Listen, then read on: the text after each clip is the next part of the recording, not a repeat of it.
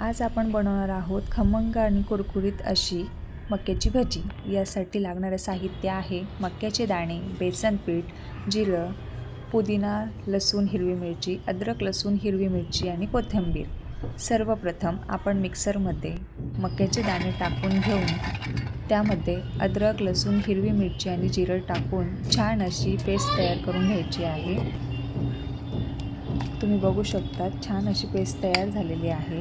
त्यानंतर त्यामध्ये चवीनुसार मीठ टाकायचं आहे, कोथिंबीर टाकायची आहे आणि बेसन पीठ आपल्याला मिक्स करायचं आहे। मैत्रिणींनो, एक भजी तुम्ही तेलात तळून बघा, जर ती वितळत असेल तर त्यात अजून बेसन पीठ मिक्स करून तुम्ही तळून बघा। त्यानंतर छान असं एकजीव करून घ्यायचं आहे। आता आपल्याला पुदिन्याच्या चटणीसाठी पुदिना, लसूण, हिरवी मिरची मिक्सरमध्ये थोडं पाणी टाकून दळून घ्यायचं आहे। त्यात चवीनुसार मीठ आणि 2 ते 3 थेंब लिंबाचे टाकून घ्यायचे आहेत, म्हणजे छान चव येते आणि रंगही छान राहतो। त्यानंतर आपल्याला कढईमध्ये तेल तापवून घ्यायचं आहे। तेल छान तापल्यानंतर छोटी छोटी अशी भजी आपल्याला त्यात सोडायची आहे। मंद आचेवर आपल्याला ही भजी तळून घ्यायची आहे। जेवढं मंद आचेवर आपण तिला तळू तेवढी ती कुरकुरीत आणि खमंग अशी होईल।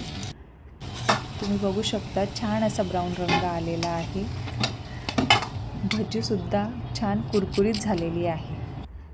चवीलाही खूप छान अशी लागते। तुम्ही ही नक्की ट्राय करून बघा आणि कमेंटमध्ये येऊन मला नक्की कळवा भजी कशी झाली आहे ते।